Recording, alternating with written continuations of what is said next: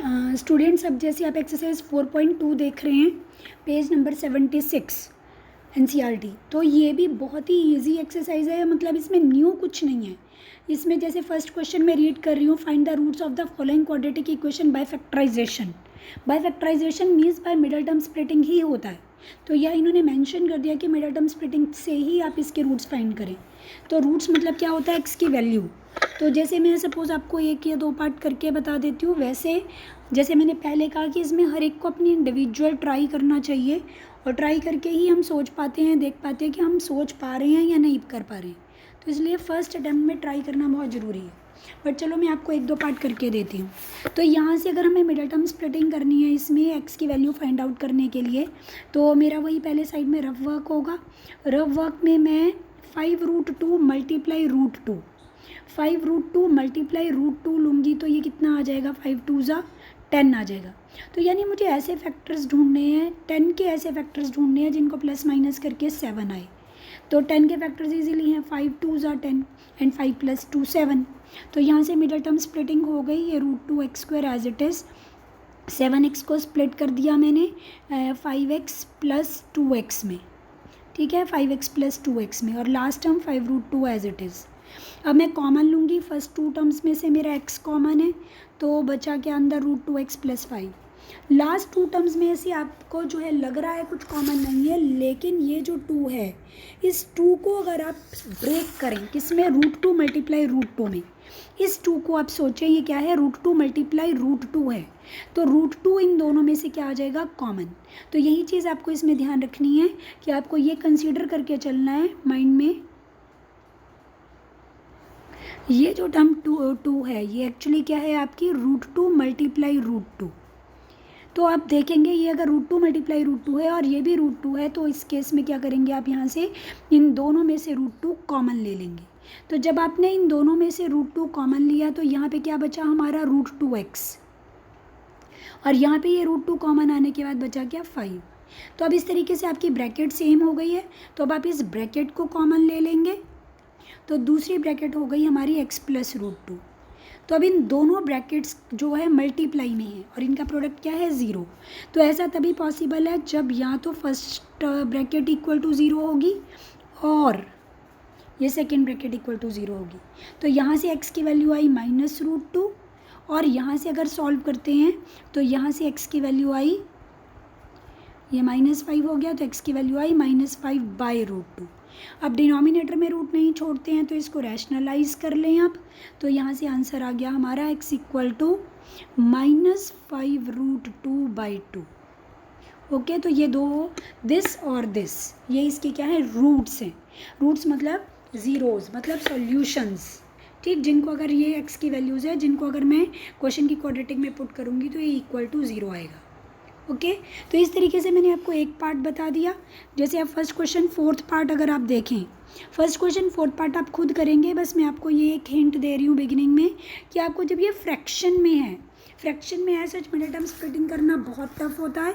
तो यहाँ पे आप करें क्या, एलसीएम ले लें। तो ये 16x² - 8x - 1 हो गया। अब डिनोमिनेटर का 8 जो है राइट साइड जाएगा, तो ये क्या बना, 16x² - 8x - 1। अब आप इसमें जो है मिडल टर्म स्प्लिटिंग करने की कोशिश करें, आपसे हो या ना हो फिर मुझे आप बताएं, ठीक है। इसको आप ट्राई करें, ट्राई टू कंप्लीट इट। वैसे बहुत इजीली मिडल टर्म स्प्लिटिंग हो रही है। तो इसी तरीके से पूरी एक्सरसाइज है। उसके बाद आपकी जो है थर्ड क्वेश्चन से वर्ड प्रॉब्लम स्टार्ट हो रही हैं। वर्ड प्रॉब्लम्स में जैसे मैंने आपको पहले ही बताया, आप चाहे तो 1 वेरिएबल में कर सकते हैं या फिर 2 वेरिएबल्स में कर सकते हैं, उससे कोई फ़र्क नहीं पड़ेगा। दोनों अल्टीमेटली जाकर अपने आप जो है वो चेंज होकर 1 वेरिएबल में कन्वर्ट हो जाएगा। और अगर ये क्वाड्रेटिक की वर्ड प्रॉब्लम होती है तो अपने आप क्वाड्रेटिक बन जाती है। आपको जैसे कंफर्टेबल हो वैसे करें। मैं एक वर्ड प्रॉब्लम आपको सॉल्व करके बताती हूँ, रिमेनिंग आप सारी जो है खुद ट्राई करेंगे। A cottage industry produces certain number of articles. Just hold on. अब जैसे आप 6th क्वेश्चन देखें एक्सरसाइज 4.2 का, ये वर्ड प्रॉब्लम मैं आपसे डिस्कस कर रही हूँ। तो इसमें क्या कह रही है, cottage industry produces certain number of articles in a day. It was observed on a particular day that the cost of production of each article was 3 more than twice the number of articles produced in that day. तो यहाँ पर question की language क्या आ रही है, cost of production of each article, cost of production of each article was, is was will be मतलब equal to होता है, is equal to 3 more than, 3 more than मतलब 3 plus, twice means 2 times, 2 times किसके, the number of articles produced, number of articles produced in that day. ये जो question की language थी उसी को मैंने जो है स्टेटमेंट को थोड़ा सा मॉडिफाई करके लिख लिया अभी। और उसके बाद मुझे दिया है टोटल कॉस्ट ऑफ प्रोडक्शन, जो है total cost of production on that day is ₹90। तो अब मुझे बताना है number of articles produced and cost of each article. अब देखो फिर से मैं इस वर्ड प्रॉब्लम को 2 वेरिएबल में भी कर सकती हूँ, 1 में भी, लेकिन मुझे 2 वेरिएबल में ही इजी लगेगा क्योंकि मुझे 2 ही चीज़ें निकालनी हैं। तो मैं सपोज कर रही हूँ ये जो number of articles produced in a day, वो मैंने ले लिए x, ठीक है। तो कॉस्ट ऑफ, अगर देखो मैं 1 वेरिएबल में भी इसको इजीली कर सकती हूँ, तो अगर मैं यहाँ पर इसको x पुट करूँगी क्योंकि मैंने इसको x सपोज किया है, तो कॉस्ट ऑफ ईच आर्टिकल कितनी आ जाएगी, 3 + 2x। तो इसको 2 वेरिएबल में करने की बजाय ऐसे भी बहुत इजीली कर सकते हैं। तो चलो मैं इसको 1 वेरिएबल में करके बताती हूँ आपको। तो कॉस्ट ऑफ ईच आर्टिकल हो गई हमारी, जब हमने इसको यहाँ पे x पुट किया तो ये मल्टीप्लाई में था इसके, तो ये हो गया 3 + 2x। तो अब जितने आर्टिकल्स प्रोड्यूस हुए और जितने ईच आर्टिकल की कॉस्ट है, इनको मल्टीप्लाई करके क्या बनता है, टोटल कॉस्ट, ठीक। तो यहाँ पे अगर हम देखें टोटल कॉस्ट हमारी जो है वो कैसे आएगी, टोटल कॉस्ट जो कि number of articles multiply cost of each article है। और ऊपर मुझे क्वेश्चन में यहाँ पर गिवन था कि टोटल कॉस्ट कितनी है मेरी, 90 रुपीज़, तो मैं इसको 90 पुट कर सकती हूँ। नंबर ऑफ आर्टिकल्स मेरे कितने हैं, x, वो मैं यहाँ पुट कर सकती हूँ।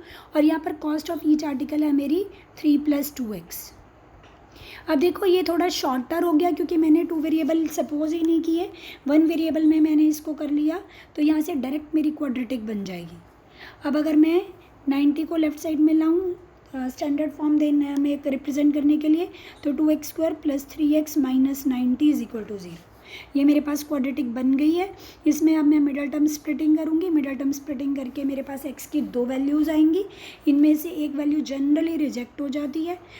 अगर x के जैसे डिपेंड करते हैं आपने x क्या सपोज़ किया है, x आपने नंबर ऑफ आर्टिकल सपोज़ किए हैं, तो ये कभी नेगेटिव में नहीं हो सकते या कभी फ्रैक्शन में नहीं हो सकते।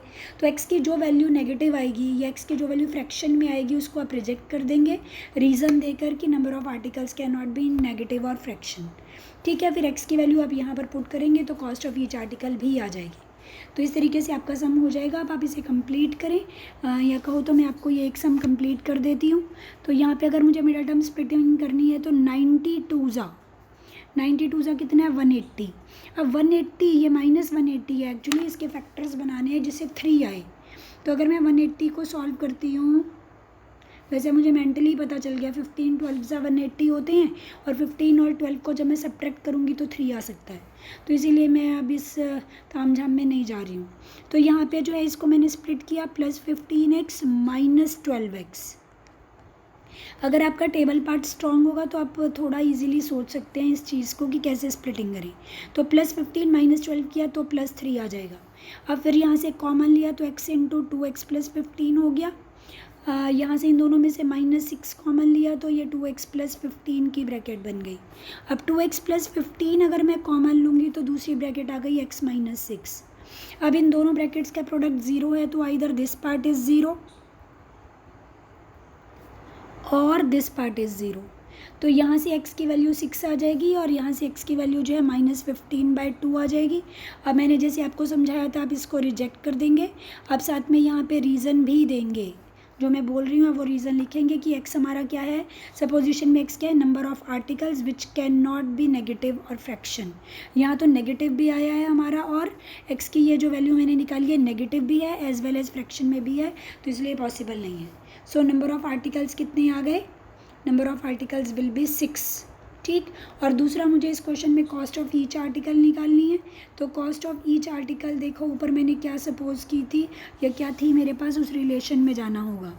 कॉस्ट ऑफ ईच आर्टिकल थी मेरी 3+2x, तो 3+2x में जब मैं इसको पुट करूँगी 3+2 इंटू x, तो यहाँ से cost of each article 15 rupees आ गई। तो इस तरीके से मेरा क्वेश्चन कंप्लीट हो गया। अब ये बहुत ही इजी एक्सरसाइज है 4.1 एंड 4.2। तो ये 2 एक्सरसाइजेज आप फटाफट से कंप्लीट करके मुझे इसके जो डाउट्स हैं वो ग्रुप में सेंड करें।